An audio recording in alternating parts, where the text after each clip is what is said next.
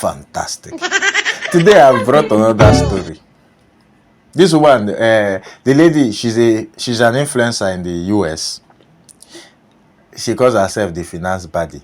So this lady got married at 28 and divorced at 29. She's one of those lifestyle, living healthy, perfect looking influencers that teaches women how to be healthy and how to live their life, how to project, one of those, a day in the life of. So I saw her wedding video that time, and it was kind of concerning for me because I didn't see her husband per se. It was just her and her bridesmaids. Only once, they just show her once, just small. The wedding content is finally here. Come with me to get married. I got up at 4 a.m. I think I was just too excited and couldn't sleep. I'm really going in with these eye masks today because obviously I'm not trying to look tired on my wedding day. I took a shower and got dressed. This is my fragrance for today. My husband actually got it for me and I love it. After that, I went downstairs and made myself an iced coffee. Our wedding is today and our honeymoon is tomorrow, so I did a little bit of laundry because we really don't have a lot of time. I fed Zara, took her on a walk, and gave her a treat to make up for the fact that she is not invited to the wedding. Then I hopped in an Uber to get to the country club. My hairstylist Delenia is getting started with my hair. She washed and blow dried my hair the day before. She's been here since 9 a.m. doing my bridesmaids here. I'll be doing Hollywood waves. This is my first time doing any kind of waves in my hair actually, and I really like it. There was a little cheese and cracker spread, which was pretty much the only thing I ate this day because it was a very busy day. Now my mom's getting her hair done and I'm getting my makeup done. Shout out to Blush. She did my makeup, my mom's makeup, and my bridesmaids makeup in record time. I got some shots in my row, got my mom together. My hairstylist is doing some final touches, and now I'm putting on my dress. This dress is custom made by DEO Bridals, which is a Black woman-owned bridal dress business based in Canada. Shout out to my bridesmaids who were helping me get myself together. I honestly don't know what I would have done without all of their help. Things just happen to go wrong on your wedding day no matter what, so get all the help that you can. After that, I put on my cathedral veil and we are pretty much ready to go. Before I walked down the aisle, my maid of honor said a prayer with me. My bridal party looked so beautiful. Now it's time to get married. If you want to see my wedding photos, they'll be on my Insta. Stay healthy and wealthy. I think we should say Nikki. Nikki, So I was like, isn't she proud of her husband? So what is happening here? The wedding was just her, the pictures and the videos were just her and her bridesmaid. So I'll show you the wedding pictures. I don't want to impute any opinion. I want you to watch her telling her story, how her marriage crashed. I want you to watch it without any form of bias. Then comment what you truly think. At the end, I'll give my opinion, but not now. So why am I getting divorced after a year and a half? I got married at 28 and I'm 29 and I'm currently getting a divorce. And I owe it to you guys to explain to you why I'm getting a divorce, because over 10 million of you guys watched me get married last year across Instagram, TikTok, YouTube, and a lot other wedding content that I put out. I'm a lifestyle creator, and so, you're gonna see my life, the ups, the downs, all of it. It is just a part of the process. But the reason why I do wanna share why I'm getting divorced is because I got married to a narcissist unknowingly, and it was all built upon a lie. And I started talking about this on Threads and on my Twitter account, and I shared some of that to my Instagram stories. And since sharing that, I've gotten hundreds of DMs from women who are in the same situation or who have been in that situation. And so many of them have told me, I'm so grateful that you've been talking about this and that you've been transparent about this, because I didn't have the strength to leave. Now that I'm seeing that you are leaving so soon as well, I'm now inspired to leave. I do want to talk about this specifically when it comes to the narcissistic abuse part, because you don't even realize it's happening to you while it's happening to you. For so many of us, we just didn't even know what was happening while it was happening. I'm going to share as much as I can. And I think it's also important for us to remember that there's a difference between narcissistic personality disorder and having narcissistic traits, okay? Those are two different things. So let's start from the beginning. So in 2020, I met my husband on Hinge, and I was living in New York City at the time, and I was working from home. I was working on Wall Street, and I was pretty isolated. here comes my husband on Hinge and he looks great and he seems like a pretty decent guy, and he really sold himself as like this faith-based guy and like really serious with like really good intentions, and I bought it. Now, he was going to be starting a job on Wall Street as well at a different firm. And I like the fact that he was already in the industry, so he understood my work schedule, because I really did have a demanding schedule. Again, very normal guy, seemingly decent guy. The relationship is good to start. Towards the end of 2020, I started to pick up on the fact that our values weren't really aligned. And especially when it came to faith, there were some things that weren't adding up, right? So I did let him know that, hey, I think we should break up. I think we should part ways because, we're just not aligned. Now, he accepted it at first, but then he kept trying to message me and get back with me and saying, I really don't understand. I really miss us and all of that. And then he starts to mention the fact that there's a ring fund because, he sees me as his future wife, that he's already gained 14% on. And I remember saying to him, like, I'm sorry, what does that have to do with anything? And so that is an example of, I think it's called love bombing. I am somebody who had a narcissistic parent. So I grew up on gaslighting. I grew up on manipulation. I grew up on love bombing. So that feels familiar to me. I didn't really have the language for what exactly my soon-to-be ex-husband was doing at the time, but now that I do have the language for it, I see it for what it was, right? If you have broken up with somebody, they seemingly accept it, but then they're coming back and they're like, okay, but I have 14% on a ring fund, right? They're trying to like lure you back in, right? They're trying to talk about all these things that they do for you or what they're doing for you to try to lure you back in. Now, I was resistant to his efforts. At the beginning of 2021, I do start a new job, and that job is actually at the firm that he's working at in a different capacity, but we've been broken up. We're still cordial. Now, he's still trying to get back with me. He's inserting himself in a way that's friendly, but like also clearly like he regrets that, we parted ways. Again, I'm focusing on my new job. I'm just focusing on like getting my life together. He does become a source of support for me as I'm in this new job because he's already familiar with this firm. He knows how to support people, and like he really is just a great friend to have. My birthday's in July, and yes, we're friends, we're not together, but he totally inserted himself into my birthday in a way that was like, I'm her man, got me a cake and everything. And like, I appreciated all of those efforts because at the end of the day, like, it's great to have somebody who is looking out for you and all of those things. But again, I wasn't cognizant of the fact that like boundaries were not in place, right? And this is something that you have to be very aware of as a young woman when you're dealing with these men. Like, if you have broken up with somebody, right, there is no reason why they should still be coming around in that capacity. And if they keep coming around under the guise of friendship, right, because they love and care about you deeply as a friend, you need to be very careful. Because I was very convinced that, okay, he keeps showing up and he's just around because like, he just cares deeply about me and he just wants to be the person that's there for me. Now, despite the fact that we're broken up, anybody who has shown any kind of interest in me, anyone who he knows is interested in me, he's creating obstacles for these people. He would want to spend like every waking moment of the weekend with me, and I just had zero space. This is another sign that you are dealing with a narcissist. They do not give you any space. Keep in mind, the job that I had at this time on Wall Street, I was working at the desk from 6:30 a.m. until roughly about like 6:30 p.m., right? So I'm 12 hours on the desk, Monday to Friday, and every waking minute of the weekend, he would want to spend time with me. I don't really like people like that. I like my space. I do believe that I am an introvert, and I really do need to recharge, especially when I'm in an office setting and when I'm around people for so long. Like, I need like to decompress, right?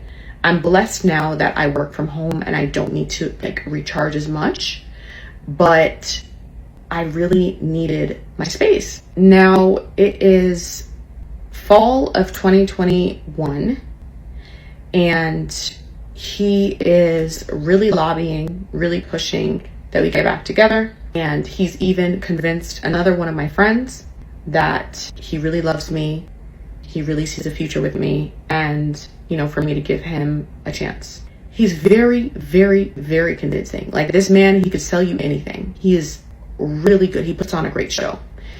And even my friend is like, wow, like I don't know any guy who's ever loved you this much. Like, this man he is so committed. And I'm like, yep, that is true. And I'm like, you know what?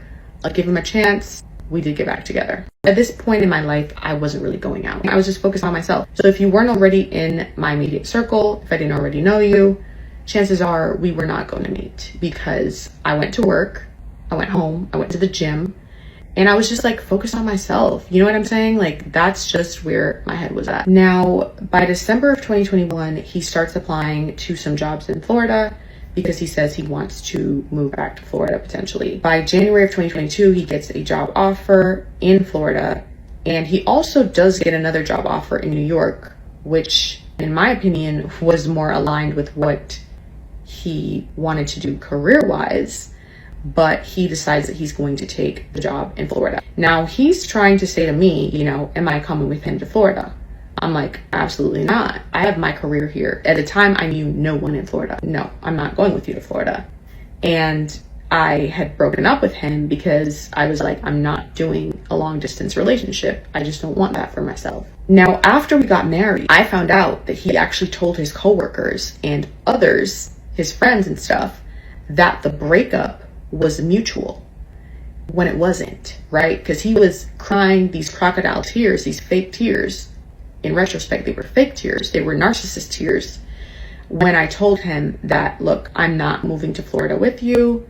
I'm sorry. Like, I'm not doing long distance. I have my career here. It is what it is. I think it was early February that he moved to Florida. Valentine's Day comes around 2022.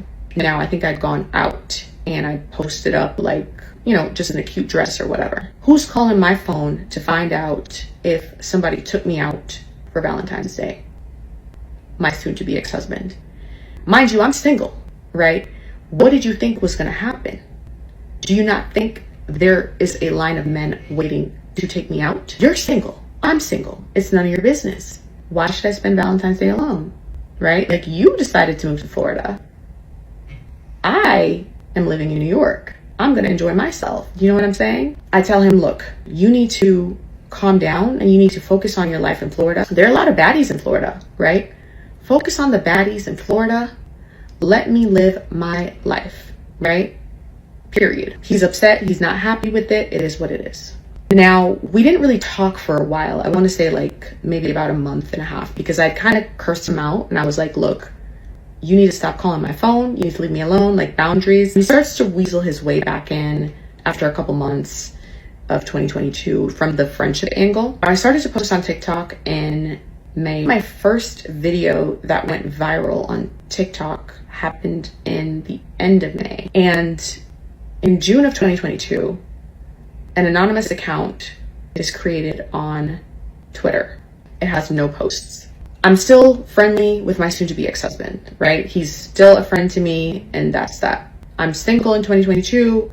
I'm focusing on myself. In August of 2022, I'm told by my boss that I'm being put up for early promotion. My soon-to-be ex-husband, at the time, I considered him to be one of my best friends because he always positioned himself to be like this source of support for me and just somebody who really loved me like unconditionally. Now, he was one of the two people that I let know that I was being put up for early promotion. Unbeknownst to me at the time, that same week, that anonymous Twitter account made some tweets using screenshots from my TikTok account, tweeting my firm and FINRA.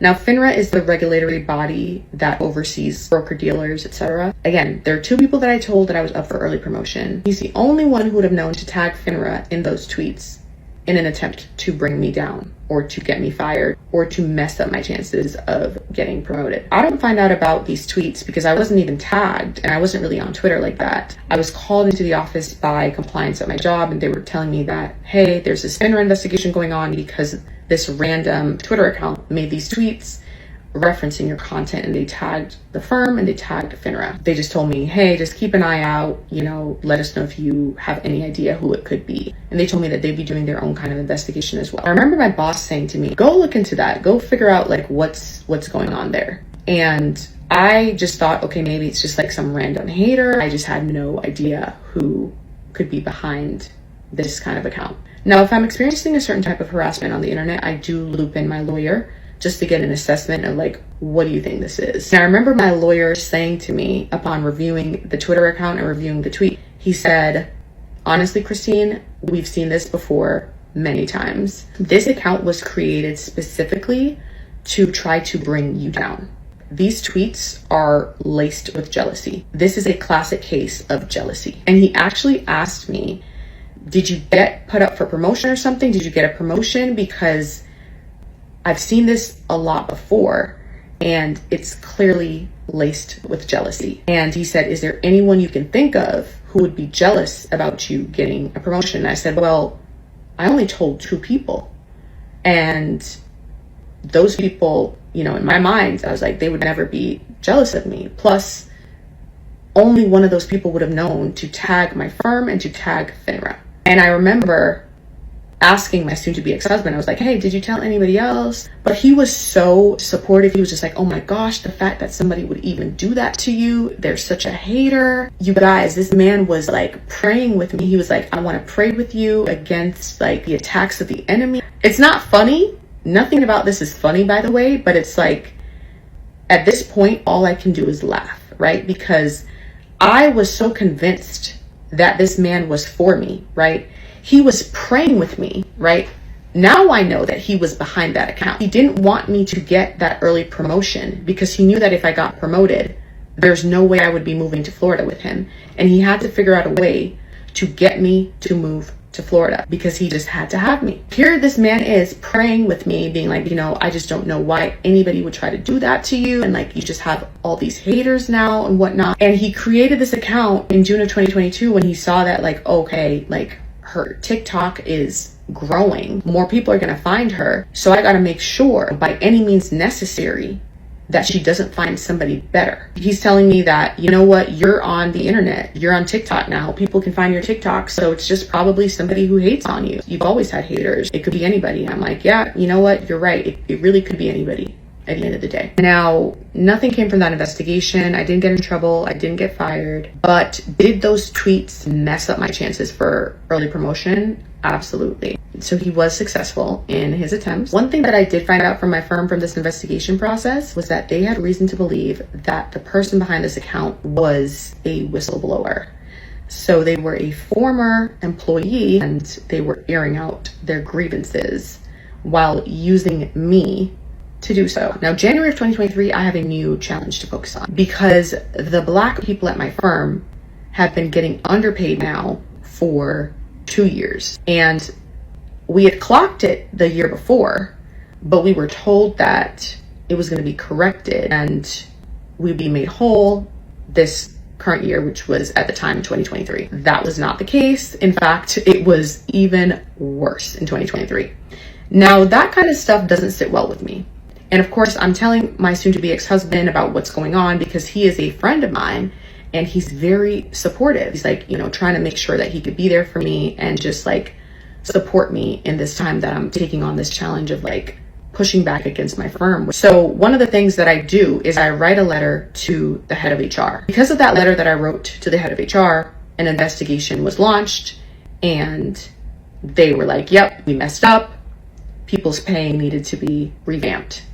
Now, even though they fixed the pay of all of the Black employees that were hired through this program, it still wasn't the correct amount. We were still being significantly underpaid compared to our white peers for doing the same work. I was not happy with that solution because I knew that that was just them slapping a band-aid on a situation that literally needed surgery. So, I lawyered up. One thing you're never going to do is you're never going to play with my money, especially when I worked for it. I've now taken on this legal battle with a major Wall Street institution. I am literally drained and exhausted. I'm fighting for myself and others who are not even willing to fight for themselves, right? Because there are a lot of people on Wall Street and in corporate America who are just not willing to stand up for themselves. But here I am putting in the good fight. Now, at the time, I did go to spend some time in LA because I'm just actually mentally drained.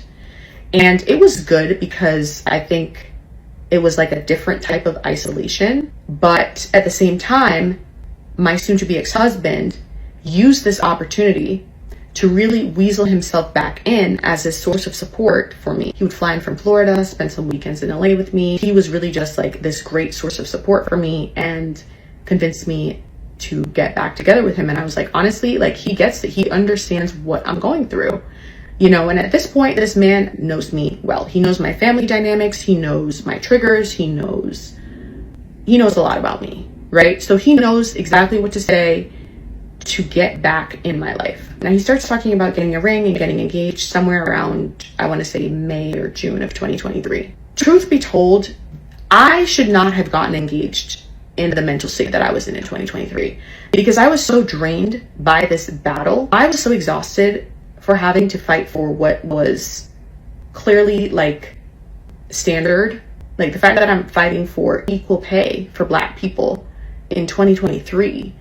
It was just mind-boggling, you know what I'm saying? And just the back and forth with the legal situation, I was exhausted. But of course, the whole talks of engagement and all of that, and like just like my soon-to-be ex-husband being there for me and just being this great source of support, it was just kind of like, oh my gosh, like, he's so sweet. Again, I'm kind of in a daze in 2023. I'm dealing with a whole legal battle, but I'm still excited because it feels like, oh my gosh, at the end of the day, this is the light at the end of the tunnel. We get engaged in August. Now, you know, once you get engaged, everybody's asking you, when is the wedding? When is the wedding? When is the wedding? So you have all this external pressure, and my family, my friends, everything. I'm a type A person, right? I didn't end up getting a planner for my wedding. I ended up planning it myself. So I'm completely caught up with planning my wedding. I'm still dealing with this legal battle. I have now moved to Florida. I still have my place in New York, but now I'm in Florida. Thankfully now I know like 2 couples in Florida. So I do have a couple people there, but I'm now in a different state. I'm still dealing with this legal battle. I'm here planning a wedding. I'm also transitioning careers, right? Because when you go up against a firm in Wall Street, like, best of luck if you think you're going to have a career in Wall Street after that. But also that experience left such a bitter taste in my mouth that I decided that I didn't want to work on Wall Street anymore. So I had made my mind up that I was done with the industry. Now, this legal battle, I'm not done with it until roughly February of 2024. And I also want to provide the context that I wanted to take this to litigation because the evidence was all there, the wrongdoing was there, and it would have been a case that would have really changed a lot of things for the industry and people underpaying Black people in the industry. But my soon-to-be ex-husband was a big advocate for me settling, because he was like, you know what? I've seen how drained you've been. I've seen how exhausted you've been. And, you know, just prioritize your peace and move forward. In retrospect, right, he just wanted me to, you know, get paid quickly and just move along. That's what he wanted me to do. If it were up to me, I probably would have litigated. And my lawyers were ready and willing to litigate. Now, one thing to note is even before we got engaged, this is before premarital counseling, we had gone through this book where we were just kind of like figuring out, like, what do we want out of life? Does this all make sense? Does it make sense to get married? For example, one of those questions in that book was like, okay, how many kids do you want? And I remember saying, okay, like, I want 2 to 3 kids. And he was like, oh yeah, I want 2 to 3 kids. Essentially what he did the entire time, I did not know this, but again, he is a great actor. He deserves an Oscar. He was mirroring me the entire time. He knew my family dynamics. He knew what I liked. He knew what I didn't like. And he was presenting himself to be the type of person that I would want in a husband. Another thing to note is 2023, he suddenly gets very bulked up, very muscular. Now, he was always athletic, but he was always on the slimmer side, right? 2023, he has bulked up, right? I'm like, okay, you know, what happened to you? He just has this newfound passion for the gym, I guess. I mean, he always went to the gym, but like he was never doing all of that, like weight, and like he wasn't eating that amount of protein and all of that. Now, after we got married, that is when the mask started to slip. So he would say things like, I have to go to the gym and have all this protein and eat all this food to look good for you and to be bulked up for you. And I'm like, look good for me? You know what I'm saying? Like, if you want to look like that, like, you're the one who decided to bulk up like this, right? Like, you decided to do this to yourself. I never told you to do that. So you always want to pay attention when it comes to dating someone. If you find that they're like transforming themselves to be someone to match you a little bit too much, right? And it's not organic, it's not natural, it's not something that they ever were. That is something that you need to pay attention to. At the time, I just thought, you know what? He bulked up. He has this newfound passion for the gym. It is what it is. I didn't know that someone with narcissistic personality disorder, they are going to mirror their target like crazy.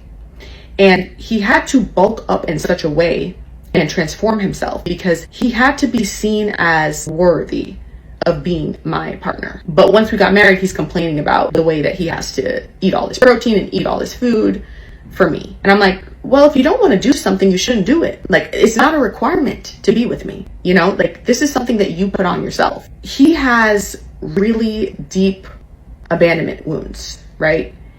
And this is something I always encouraged him to work on. And it really showed itself in one particular instance. This was in July of 2024. He was going to get some food at this particular place that I don't like eating at. He was asking me what I wanted to eat. I was like, look, you know, I don't even eat from there. I don't know why you're asking me what I want. And I told him, like, look, I'm going to go home and I'm going to order something. And at the time we were out at this particular plaza, and it was going to be easier for him to just drive there, get what he wanted, drive back home. And for me, it just would have been easier for me to just Uber home and order what I wanted. So I told him, look, I'm just going to go home and Uber what I want. So I got out of the car and I was about to call my Uber on my phone. I kid you not, this man drives in front of me, wrestles my phone out of my hand with such force, so angrily that like I'm pushed, and he drives off in the parking lot. He makes a loop in the parking lot, actually, like a lunatic in anger. And at the time, I only had my personal phone. I didn't have my work phone. So I'm in the parking lot, no phone. He drives back around and I'm like, yo, what is wrong with you, sir? Like, what is wrong with you? He's like telling me that I can't just be walking out of the car on him. It's disrespectful. Again, abandonment wound triggered. That was the first, like, I've never seen him like that before. Narcissists, a lot of them have an abandonment wound. When I'm trying to address this with him and I'm trying to get him to take accountability, he's talking about the fact that he's doing all this stuff for my birthday. And I'm like, what does my birthday have to do with anything? My birthday has nothing to do with this, right? Like, you're trying to love bomb me. You're trying to gaslight me. You're trying to manipulate me when you need to take accountability for your actions. So he does some semblance of fake accountability and he says, you know, he's going to be working on himself. It's not going to happen again. I want to add this in because I think this is very important for people who might be in a work environment similar to Wall Street. Because I had worked on Wall Street for years, right? I had interned on Wall Street my junior year of college. I returned full time. A total of 5 years is what I spent on Wall Street. But you have to understand that there are a lot of narcissistic personalities on Wall Street. And I had normalized narcissists. Like, the guy I worked with the last 2 years I was working on Wall Street, I worked with him the most, right? Straight up narcissist. But you have to understand that on Wall Street specifically, and I'm not talking about just corporate America, because there is a big difference between Wall Street and corporate America, right? It's a different personality type. And in order for you to be successful on Wall Street, you do have to have narcissistic traits. But again, there's a big difference between having narcissistic traits and having narcissistic personality disorder. In order for you to be successful in most spheres of life, you do have to have narcissistic traits. There is a healthy amount of narcissistic traits that one can possess. But when you have a full-blown personality disorder, where you've had a psychotic break from reality, that's when things are now getting very dangerous. Now, he starts to say some random things, and this is after we got married. He would say things like, I get why the guys at the office pay for escorts and essentially pay for smecks and stuff like that. And I would be like, huh? I'm sorry, what kind of rhetoric is that? Like, our values are not aligned if you're saying stuff like that. And you never said anything like this prior to us getting married. So like, where is this coming from? He would just be like, oh, I was just like thinking about that. I'm like, okay. And as a woman, that that's loser mentality, right? Because that if a man has to pay for connection with a woman, it just means that he's a loser. He does not know how to build a connection with a woman. And so it's a loser mentality, right? And so I had to clock him about it. And I was like, yo, like, I don't know where you're getting this rhetoric from, and I don't know why you're saying this stuff, but you need to check yourself. Another thing that he starts to say is, I get why guys choose simple women over career women. Because now he has an issue with the fact that I'm a content creator. And he's throwing shade at me being a content creator and working as much as I do. And he would also say things like, people just don't know how hard it is to be an influencer husband. Okay. You knew what it was when you signed up, boo. Like, where's all of this coming from? Then he started to insert himself under the guise of helping me with my business, my influencer business. And he would always try to get me to accept like some low deals, some deals that didn't make any sense, when I knew my value and I knew my worth. And I was able to negotiate deals at like 4 times whatever rate he was trying to get on my behalf. And I was like, bro, what are you even doing? You know what I'm saying? Like, why are you inserting yourself in my business? And why are you trying to get your wife paid less? And then he would throw shade about deals that I didn't take. A couple months ago, he was like, you're the one who's turning down deals for 15K. And I'm like, huh? What's that supposed to mean? I'm not like you. I don't just take money for money, right? I understand that there's value to the work that I put out there, and I provide value to brands. And at the end of the day, this is my business. Why are you inserting yourself in it? And I essentially had to be like, look, respectfully, I need you to step away from inserting yourself into my business and what I'm doing. And then he would try to gaslight me and be like, you just don't value my opinion. You don't value my opinion. No, boo, you're trying to control me. You're jealous of me because you can't stand the fact that I could make one video for a brand and it's more than what you've earned in the entire month from your job. And instead of being happy for your wife and supporting your wife, you're trying to sabotage her career. Another thing that I didn't pick up on as a narcissistic trait is, I remember one time, like, I was crying and he got extremely angry with me. Like, he was so angered by the fact that I was shedding a tear. He started to raise his voice and yell at me. And that was when I was like, oh no, we need to get in counseling because something is wrong with you, sir. Now, I didn't know what it was at the time, but the therapist clocked it immediately. She said to him in that first session, she was like, do you understand what it means to have empathy? Because it feels like you don't understand empathy. He doesn't have the ability to be empathetic. It's this fake empathy. I never really understood that that was what was happening. So if he sees me crying, it gets him so angry because he's incapable of putting himself in other people's shoes. Narcissists lack empathy. Also, after we got married, he would constantly make degrading comments about women. He was really frustrated with the fact that women had to do so little in comparison to men. So, for example, I remember him making a remark about the fact that my bridesmaids came into town before my wedding, like a couple days before, and they were able to hang out. And he was like, my boys, they had to come in like the day before. And he was like, what do your bridesmaids even do? And I'm like, well, I'm sorry, like, why are you so mad that women don't have to do what men have to do necessarily? Like, why are you so upset that women and men have a different experience of life? Do you want to be a woman, sir? because that's what it's giving. And another thing that really upset him that I found very strange was he didn't like that there were plus size models featured in Sports Illustrated. And I was trying to explain to him that, you know, representation matters. Women of all sizes need to be featured and people need to see bodies that look like them. But his whole argument was like, men can't do the same thing. Women need to be held to the same standard as men. He's revealing to me, once we're married, just how misogynistic he is, which was something he hid very, very, very well before our marriage. And every single day, the mask is slipping more and more and more. And I had a trip, a solo trip, with Virgin Voyages. The night before, he has a mental breakdown. He's telling me how unhappy he is with life, how unhappy he is with his job, how upset he is that he can't go on this trip with me and everything. And his whole goal was to make sure that I had a very unpleasant trip and that I was thinking about how unhappy he was the entire trip. That is something that narcissists do.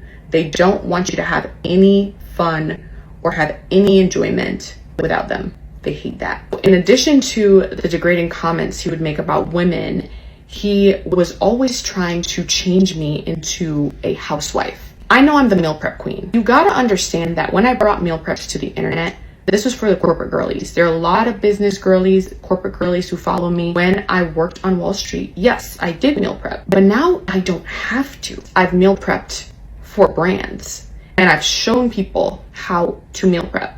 And he has been a natural beneficiary of my meal preps. And also, he really needed them because the dude wasn't eating healthy. He wasn't having vegetables, he wasn't having fruits. And so he really needed those. Apart from that, he would try to pressure me and shame me for not cooking every single day. Now, I'm the type of person, I cook when I want. But if I don't feel like cooking, I'm not gonna cook because I don't need to. And when it comes to cleaning, I have always outsourced my cleaning. When I lived in New York, I outsourced my cleaning. Unless I genuinely want to clean my space, that is just what I do. But you know what it was when you signed up, right? And we talked about this. It never gave housewife. It was never that. Now, if you're wondering, well, why are you staying with this man while he's saying all these things? It's because there's constantly this gaslighting and this love bombing that's going on. Just constantly reminding me of things that he's done for me. That is just a small portion of the narcissistic abuse that I've experienced during this marriage. This is not the only reason why I'm filing for divorce. I came to find out some dirt on this man and what he's been doing behind my back for a while now. Out of respect for him, like, even though he doesn't deserve my respect, out of human decency, I'm not going to say it on here, but just know it is egregious. That's all I have to say on the topic. And I don't have to drag him, I don't have to shame him for what I found out, because one thing I know for sure is that everything done in the dark, it has to come to light at some point. Now, when I found out what I found out, I asked him, I said, hey, is there anything else you're lying to me about? I gave him the opportunity to be honest with me, because at the end of the day, I've been loyal, I've been faithful, I've honored our marriage.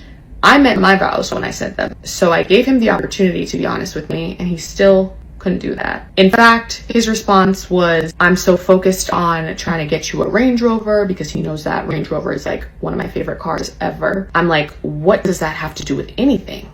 What does a Range Rover have to do with the lies that you've been telling me? That is classic narcissistic response. So I informed him that I would be filing for divorce and that it would be amicable and that we just do a clean split, sell the house, split the proceeds. What's yours is yours, what's mine is mine. Narcissists hate when they're no longer in control. And if you try to leave, they're going to punish you for it. So once I let him know that I would be filing for divorce, he went into our joint account and he transferred money into his personal account. He wiped it clean. That included a New York tax return tied to my income because he didn't earn any New York income in 2024. He transfers that to his personal account.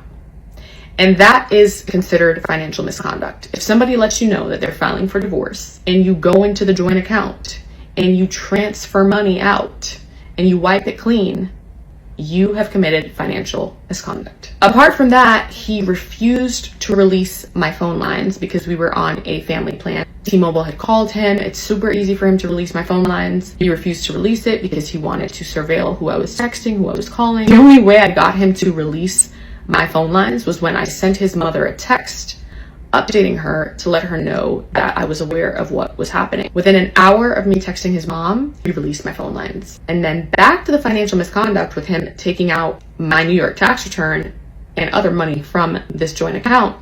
His lawyer reprimanded him. His own lawyer reprimanded him for doing that. Like, you just don't do that. When he withdrew that money, he was hoping that that would put me in a tough situation. But dude, you married the finance baddie. Do you think I don't have money in other accounts? Do you think I was relying on this joint account? Do you think I tell you about all of my income when I clocked that you were jealous of me and trying to sabotage my career? That is standard classic behavior of a narcissist. When you try to leave them, they're going to try to financially abuse you, smear your name as well, because what he's been doing is talking to my friends and family, trying to create a narrative about me. They're going to try to keep anything hostage. They're going to try to surveil you. I caught him trying to log into the security cameras last week after I changed the passwords.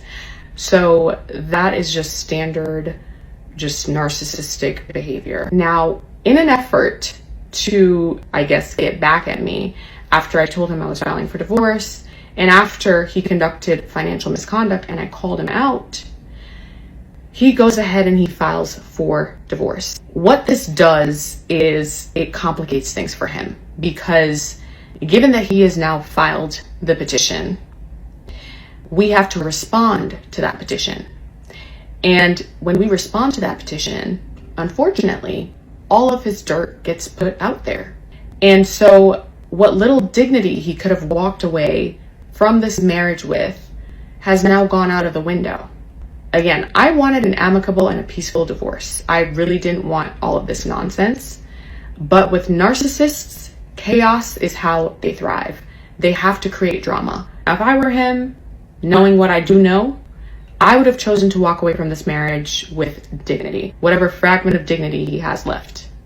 But he chose narcissistic collapse, right? He chose ego, and he chose to be childish. Now, could I have gotten on the internet and pretended everything was okay and put on a show for you guys? Absolutely. I can't do that and sleep well at night, and that is just not a part of my brand. If I'm telling you ladies to want better for yourselves, if I'm telling you to do better for yourself, if I'm telling you to stay healthy and wealthy, that is all a mentality, right? That is a mantra. So you have to want better for yourself. You have to walk away from the things that no longer serve you.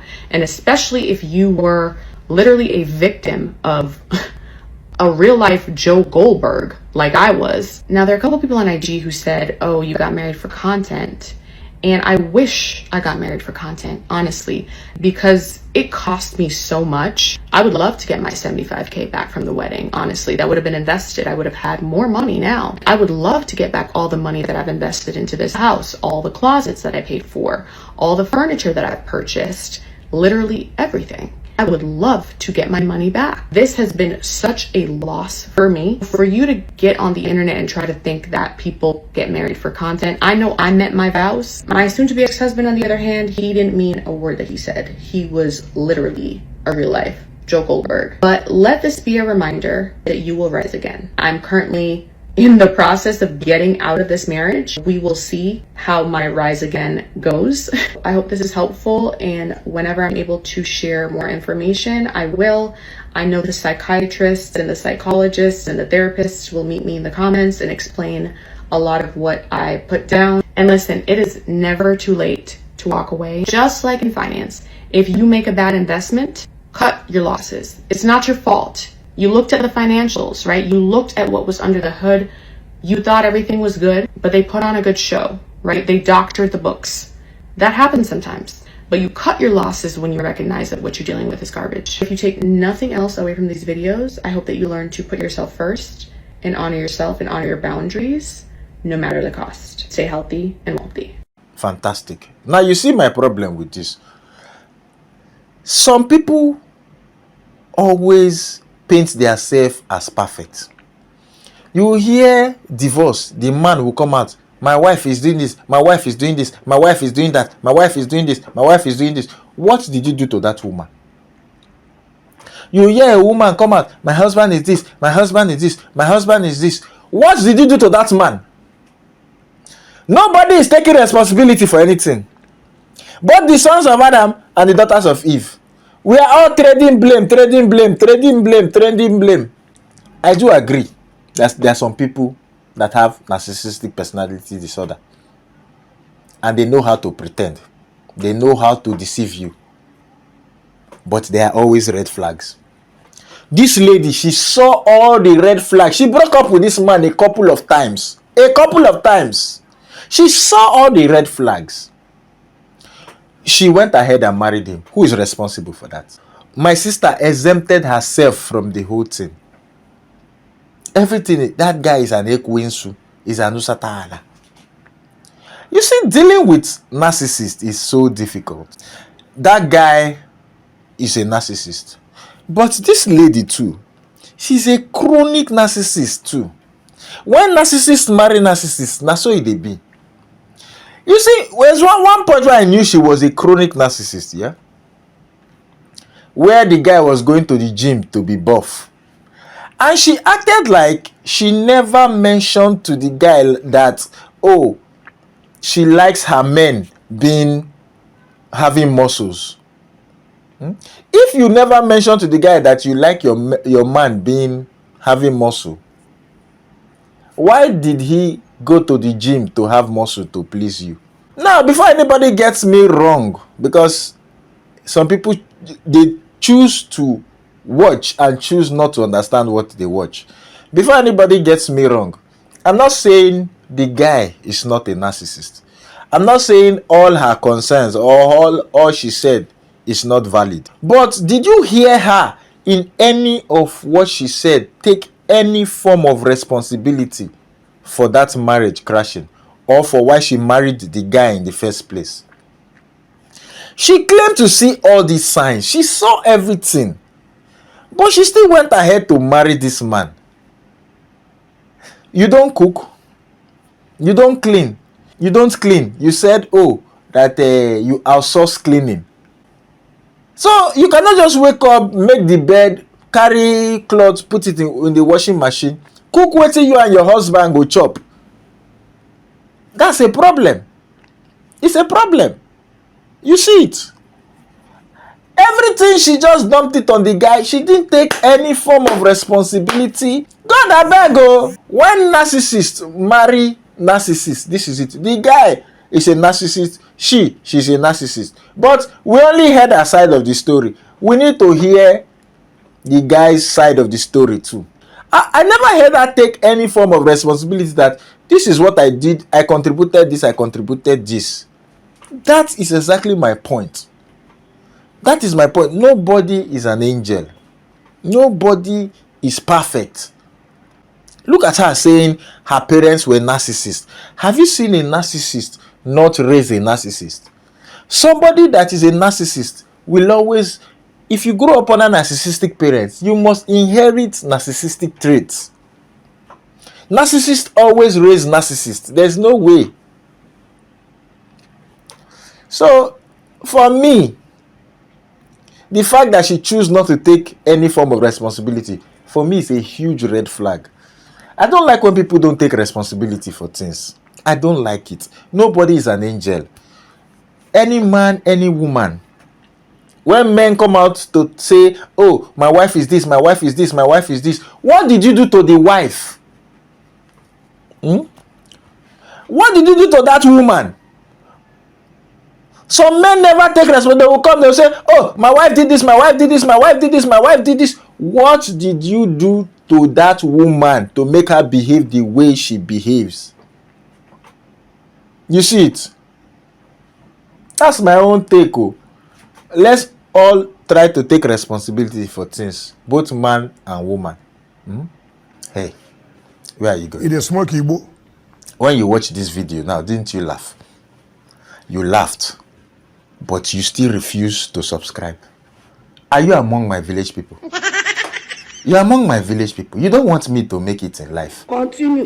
You refuse. You laughed.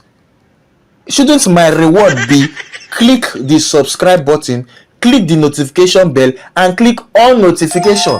And when you finish watching, you share. Share to your friends so that they too will laugh. So that me too, I will go far.